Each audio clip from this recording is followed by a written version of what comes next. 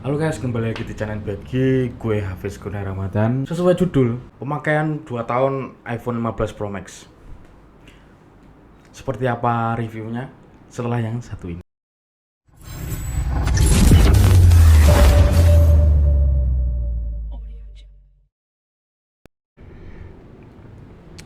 Oke, ini adalah iPhone 15 Pro Max. Ya, ini gue dulu beli di Tahagi Store ya, Mall Jogjatronic. Itu dulu pas mungkin stok terakhir ya ini ya unitnya. Xbox aman. Nah itu dulu pas ya mungkin stok terakhir itu, setelah itu mungkin ada seri 16 ya, kemarin sempat ada drama antara Indonesia sama Apple ya, sekarang sudah berdamai ya, alhamdulillah. Kalau untuk mungkin kalau untuk upgrade sih ya mungkin bisa jadi, soalnya itu ada dua fitur itu yang mungkin gue itu perlu di seri iPhone, yaitu dual video sama apa itu, kalau di potret gini nanti kalau dibuka kamera itu bisa landscape gitu. Oke, untuk pembahasan sebentar, chipsetnya menggunakan Apple A17 Pro aja, 3 nanometer, nggak ada Bionicnya. Kata Bionic itu terakhir kemarin di seri 16. Oh iya, di seri sebelumnya, seri 14, lupa. Nah, CPU-nya menggunakan Hexacore 3,78 GHz. GPU-nya menggunakan Apple GPU 6 core. Nah, ini bobotnya ini 221 gram. Titanium frame ya. Yang titanium. Bisa support eSIM IP68 ya. Displaynya menggunakan LTPO Super Retina XDR OLED 120 Hz, SDR10, Dolby Vision, kecerahan paling peak brightness-nya itu 2000 nits. Ukuran layarnya 6,7 inci, screen to body rasionya 89,8%. Resolusinya 1290 x 2796 pixel, rasionya 19,5 banding 9, 460 ppi density. Proteksinya menggunakan ceramic glass. Nah ini untuk OS-nya ini sekarang gue iOS 26.1 beta 4 kalau nggak salah. Build nomornya itu 23B5073A. Ini beta keempat kalau nggak salah. Nah ini ada pembaruan perangkat RC kayak rilis kandidat, belum gue update ya. Di seri terbaru ini iOS 26 ini itu Apple memperkenalkan liquid glass ya, ini bisa dibikin bening sama berwarna bening seperti ini. Kalau berwarna seperti ini kelihatan kan bedanya. Kalau gue sih lebih suka yang bening sih. Nah seperti itu. Ini gue beli yang RAM-nya 8GB, internal 256GB ya. Mungkin seri 15 Pro Max itu startnya itu sudah 256. Itu gebrakannya Apple luar biasa, naik. Terus kameranya ini triple 48 megapiksel, 12 megapiksel, periskop telefoto sama 12 megapiksel ultrawide. Dual LED tone flash HDR panorama. Videonya up to 4K 60 fps, belum 120. Ya mungkin kalau seri 16 itu udah 4K 120 ya. Untuk selfie kameranya itu 12 megapiksel wide ya. HDR Dolby Vision. Videonya juga up to 4K 60 fps with eyes. Speakernya stereo, nggak ada jack 3,5 mili. Ya mungkin ini agak, orang berpendapat wah kok nanggung ya, nggak ada colokan, nggak kayak Android itu ya. Ini masalah selera sih. Kalau gue pribadi sih udah mulai pakai wireless sih. Terus baterainya itu 4441 mAh. Ada warna black, ada warna putih, ada warna biru dan natural. Ini yang natural. Kalau baterai sih ya selama ini ya mantap sih ini. Ini juga tak buat ojol ya. Sehari itu ngecasnya tuh sore. Pengalaman gue dulu pakai Android itu ojol pakai Android itu jam 12 siang itu sudah ngecas. Ya oke nih mau ngetes Antutu benchmarknya ini skornya 1.551.221. Untuk 3D marknya ini tadi base loopnya di 3424, lowest loop skornya 1991, stability-nya di 58,2%. Oh, ternyata iPhone ini throttling ya throttlingnya untungnya cuma di aplikasi aja, cuma yang di game enggak.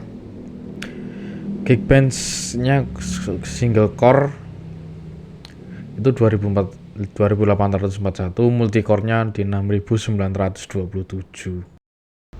Nah ini main Subway Surfer ini untuk ngetes sensitivitas layarnya ya, sit apa enggak, responsif apa enggak. Di awal ini ada gejala patah-patah itu mungkin reloading tekstur ya, lama-lama sih ya lancar sih, lalu enteng buat iPhone 15 Pro Max. Nah untuk Genshin Impact ini support sampai 120 fps ya.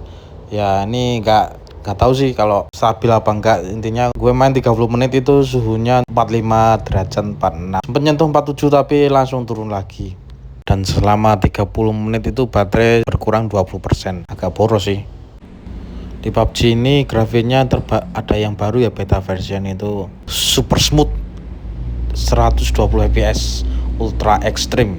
Ya sama sih gue main selama 30 menit itu baterai kurang 20%. Call of Duty Mobile CODM ini support medium ultra 120 fps, hasilnya lempeng 120 fps. Ya mungkin drop 118 119, dikit nggak sampai ke bawah 60 fps. Arena Delta Force ini support standar 120 fps. Rata-rata hampir sama sih, 30 menit 120 fps itu memakan baterai 20%-an.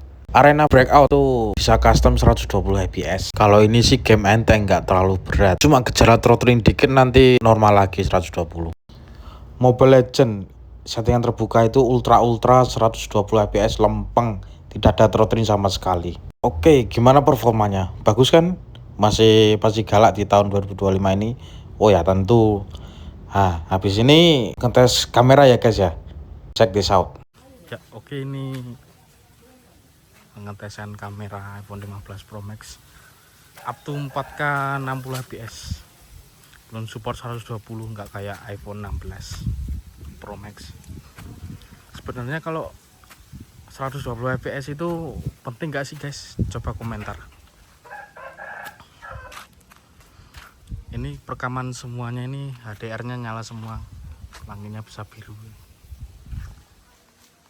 Ini kemarin habis hujan di workshop Anora.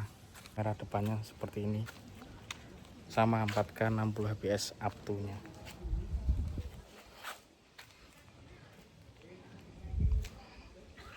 Stabil semuanya ini.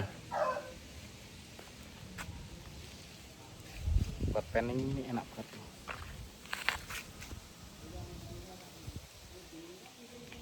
Tetap kelihatan langitnya di backlight.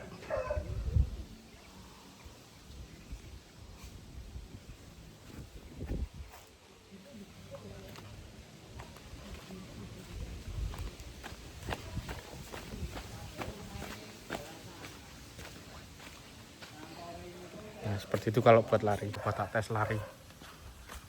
Ini yang mode biasa. Oke, jalan lagi. Ini yang mode aksi, action mode.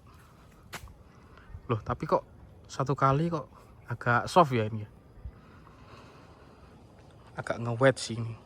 Ya alhamdulillah juga sih kalau selama pemakaian 2 tahun ini tak buat ojol itu kameranya masih normal. Tapi action mode-nya ini butuh cahaya yang proper ya. Kalau cahayanya redup ini nanti kurang jelas. Malah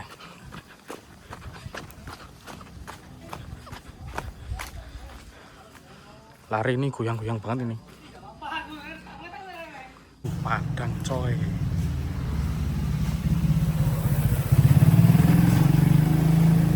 Slow light.